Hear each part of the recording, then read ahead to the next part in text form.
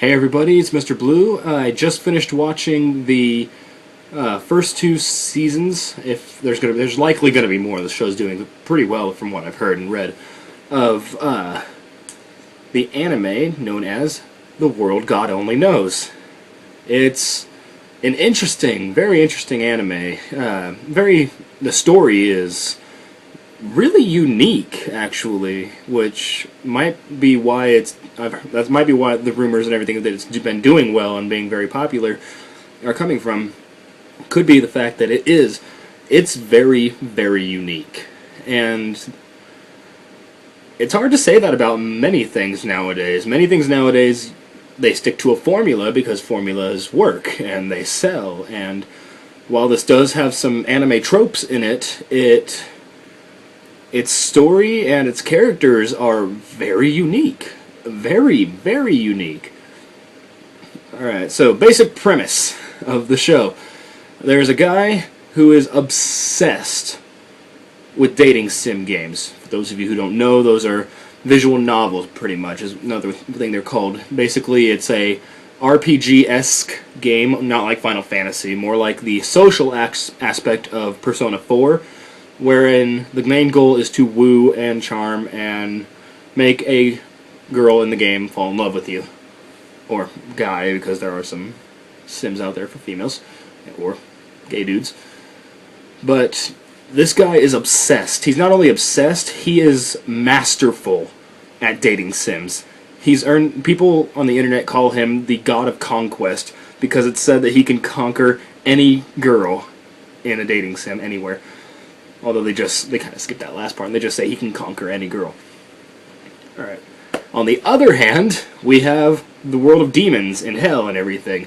And they've reformed. It's no longer like, screaming and death and all that. It's got society now, and certain demons have gained intelligence, and they've created their own little society down there. However, there were some ancient demons that had never gotten out of a beastly form that were called loose souls, and they've escaped, and so a bunch of these demons go to a training school and whatnot, pretty much, to become loose soul hunters. They go up into the real world and track down and capture loose souls to bring back and contain in hell.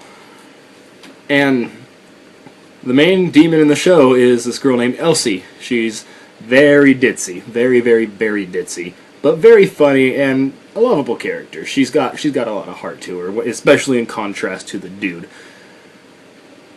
She catches wind of this rumor about this God of Conquest who can conquer any girl, and thinks this could work, because the loose souls, what they do is they find people who have emptiness in their hearts, and they attach themselves to that emptiness and pretty much push the person, whatever the person feels down about or whatnot. Like being pushed around by somebody, trying to keep your lifestyle going the same way it is, and it keeps failing. The loose soul will enhance that, and by doing so, they grow stronger. Now, she hears about this God of Conquest, and she knows that a lot of loose souls target girls up there and go into the girls' hearts and pretty much feed off of their negative energies and whatnot.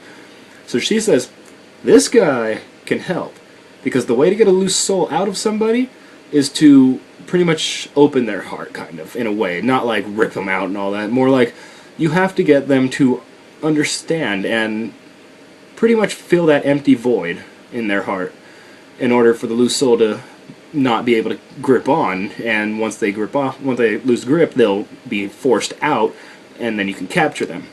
So she sends this guy a message on his little PSP, which it's not called a PSP, they call it something else. It's like PS3 or PST or something. I don't know. That sounds weird. It's very this show has a lot of plugins like that where that's a PSP, but they're not calling it a PSP. I think it's like a PFP. A PFP is what I think it was. And he gets the email. Basically, it says, "Hey, I heard you are the God of Conquest, and I have like a job or some help that maybe you can give me, rounding up girls and whatnot."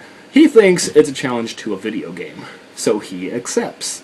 and a contract is forged. A contract in which, if neither of them get what the contract it says they need to do, they have collars around their neck that will behead them. Both the demon and him.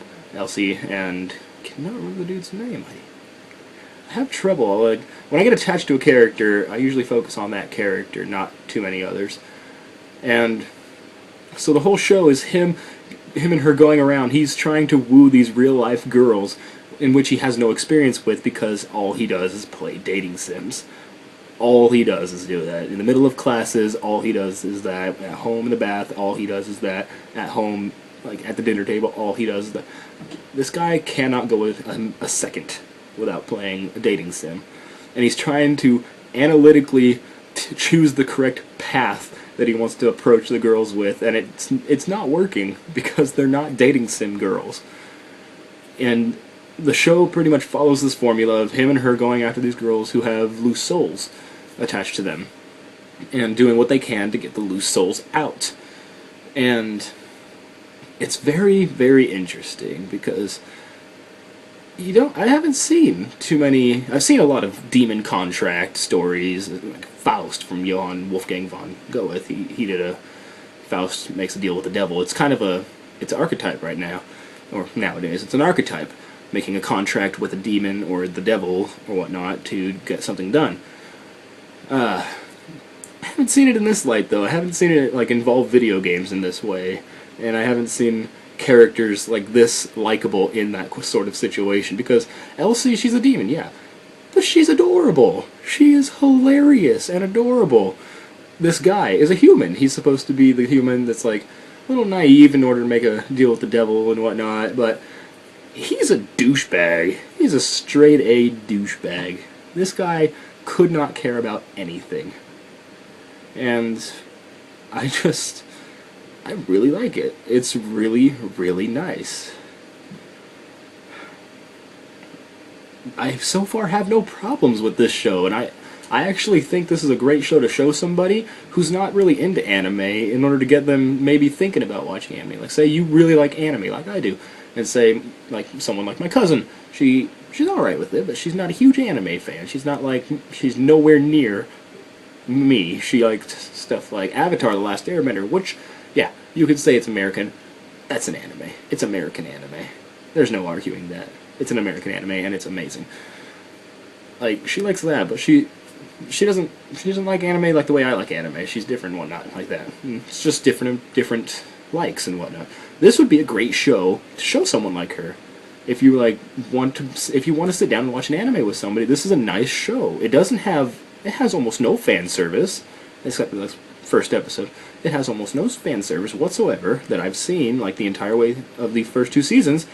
All I can remember is this one bath scene in the first episode. Other than that, nothing. Wait, there is one, but it's played up hilariously. Very, very funny. So yeah, I highly recommend checking this anime out. I'm going to put a link to it on Crunchyroll in the description, like I usually do with what I always do with the animes, because that's where I get my animes that I watch. I'm going to put the link in the description to Crunchyroll. Go check it out if you're an anime fan, or if you're looking for some good laughs, because this anime is full of laughs, and it has one amazing intro.